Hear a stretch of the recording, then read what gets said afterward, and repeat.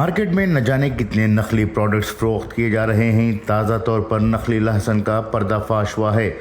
रहा महाराष्ट्र के अकोला शहर के बिजोर नगर में नकली लहसुन बेचने का मामला सामने आया है। यहां पुलिस के रिटायर्ड मुलाजिम सुभाष पाटिल की बीवी ने कॉलोनी में तरकारी बेचने आई हुई खातून से लहसुन खरीदा, लेकिन जब उन्होंने लहसुन को इस्तेमाल करना चाहा तो इनके पैरों के नीचे से ज़मीन निकल गई, क्योंकि एकदम असली दिखने वाला लहसुन दरअसल नकली था।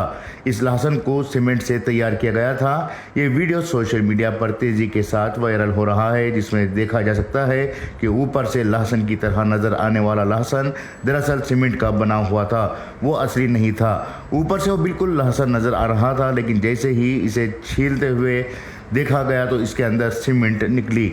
सुभाष पाटिल की बीवी के मुताबिक उन्होंने एक तरकारी बेचने वाली खातून से लहसुन ख़रीदा था, लेकिन जैसे ही वो लहसुन छीलने लगी तो इसकी कलियां अलग नहीं हो रही थी। इनका कहना था कि लहसुन नकली था, जिसे पहचानना बहुत मुश्किल हुआ। ब्यूरो रिपोर्ट, इंकलाब न्यूज़, नई दिल्ली।